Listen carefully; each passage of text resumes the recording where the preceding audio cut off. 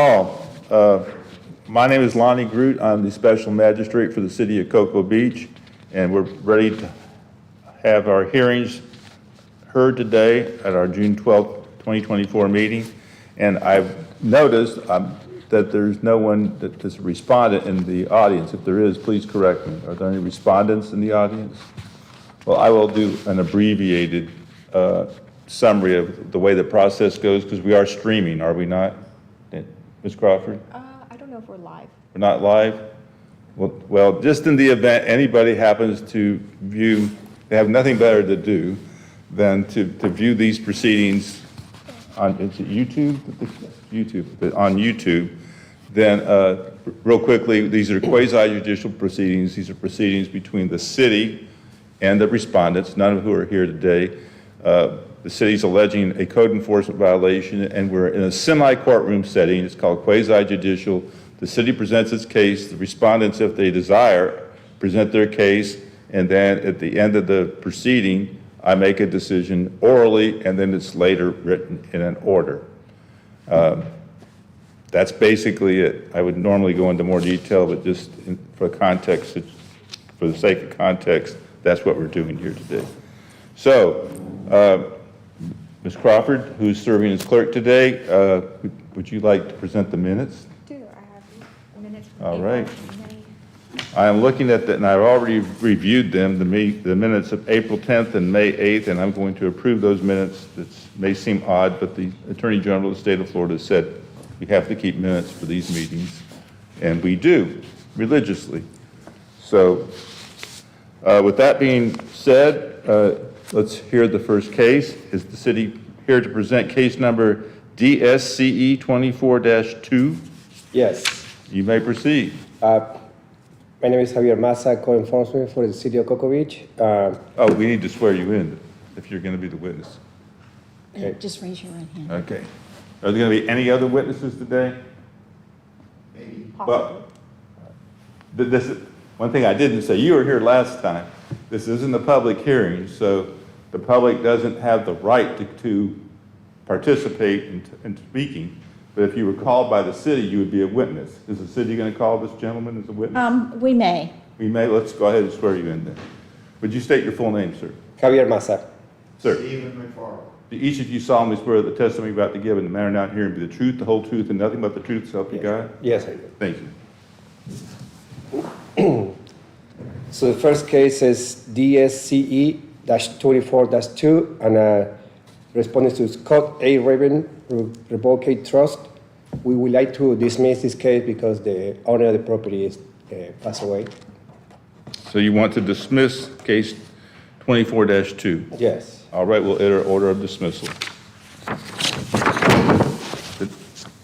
The next case on the agenda is a Massey hearing, and I won't go into detail on that. Ms. Folks knows very well what that is. So that's case number DSCE 24-21 and DSCE 24-24, which at the last hearing were consolidated for the purposes of adjudication, and we entered a consolidated order. So you may proceed. Okay, And just for the record, this is Ms. Becky Vo. She's the city attorney. Sorry.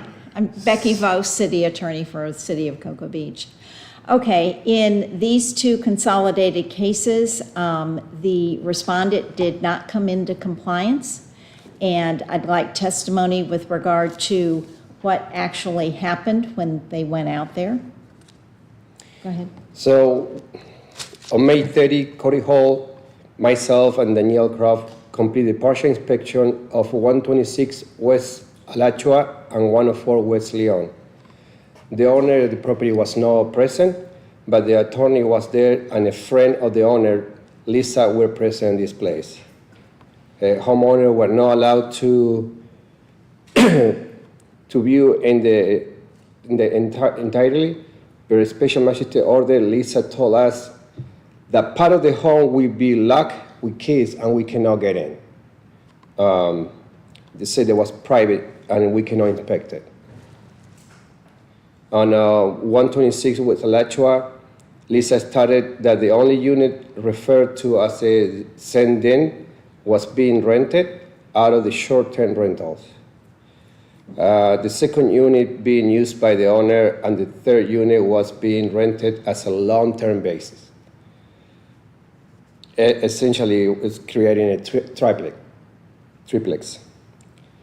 This is contradictory to the listing online, which show another short-term rental unit at this property called Pineapple Cove. That one is currently available for rent.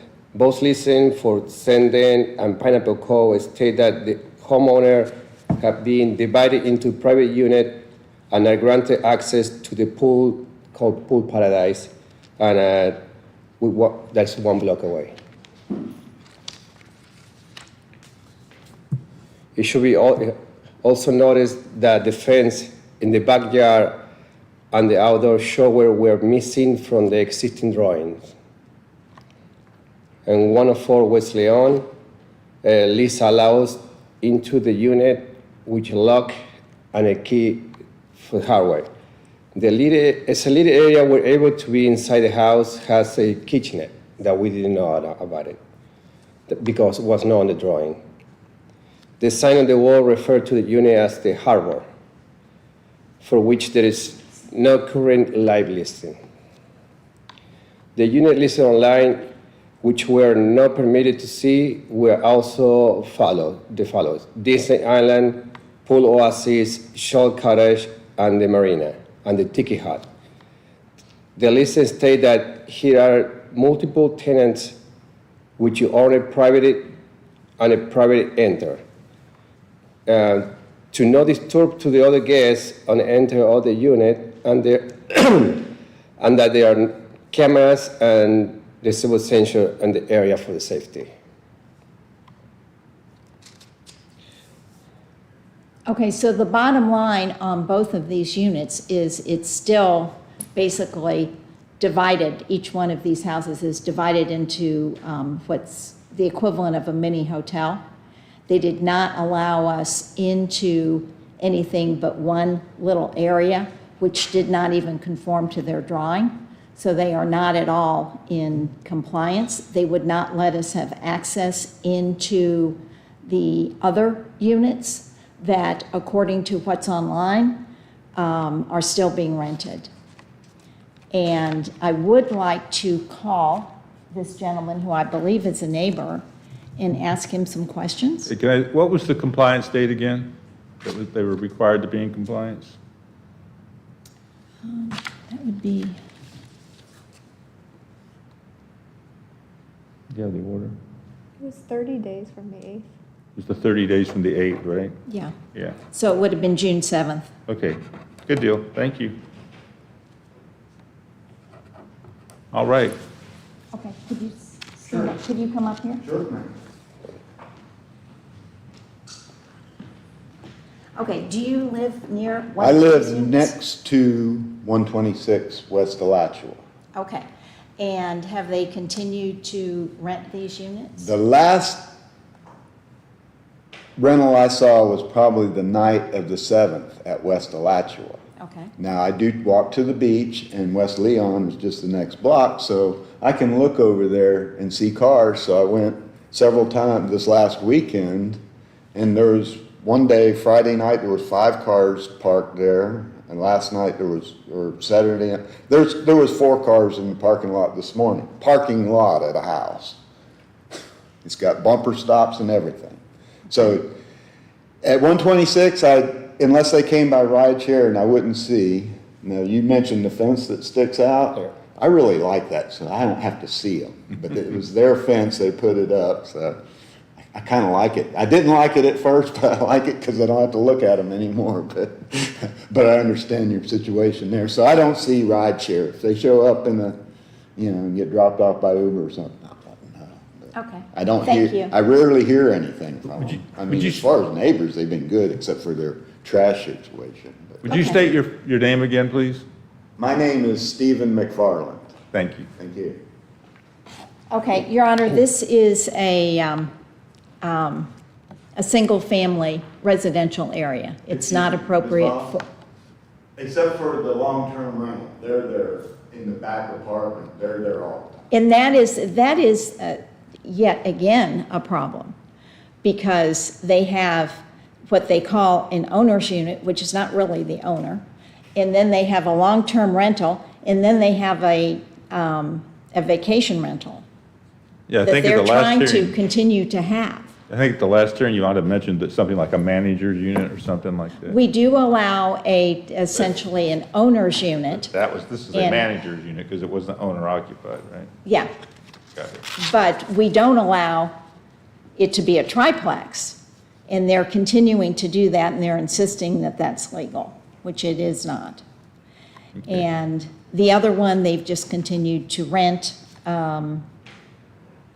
So we're asking for a finding to be made that these did not come into compliance, and that a $250 a day fine for each of them would be assessed.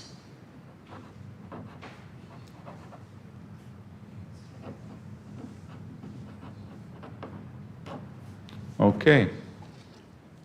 Just for the sake of the proceedings, is Mark Saff here? Is Mark Saff here?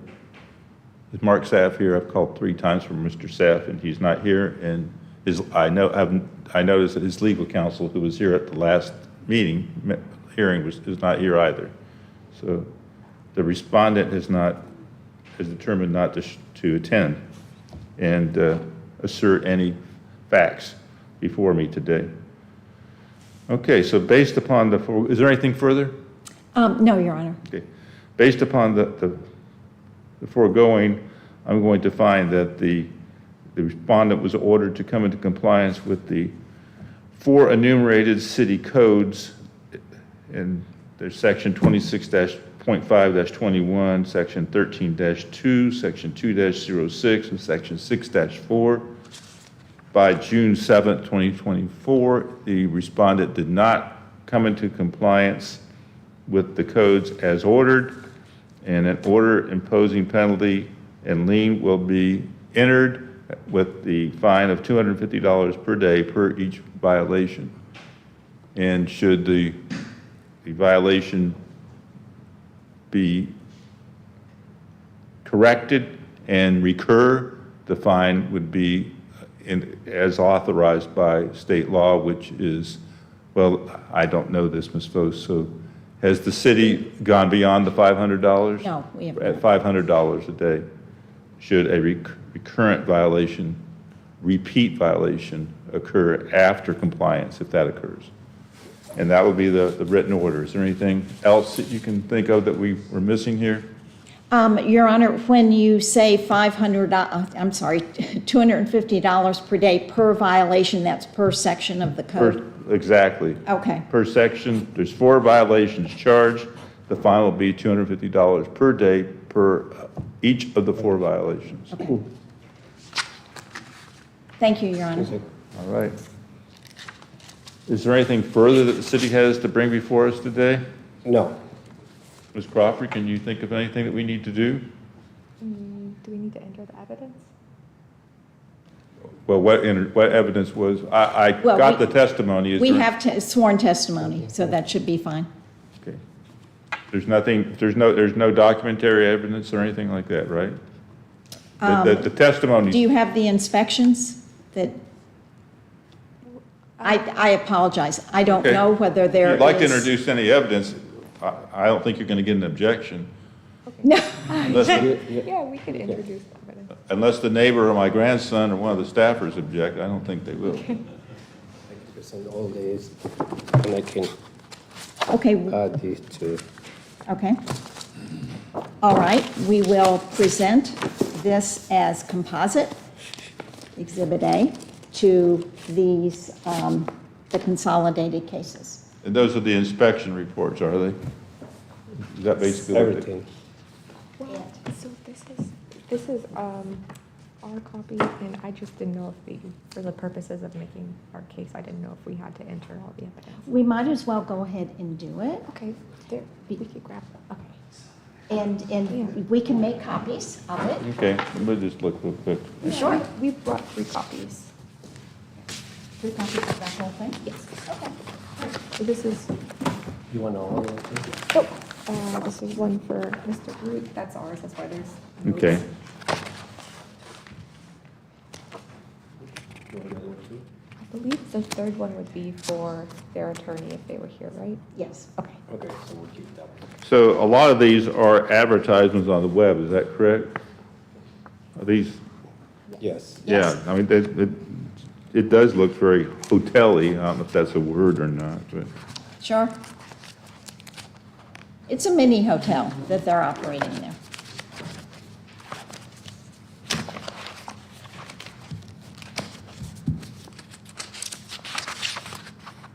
okay. Without objection, this packet will be accepted into evidence as composite Exhibit 1 in today's proceeding.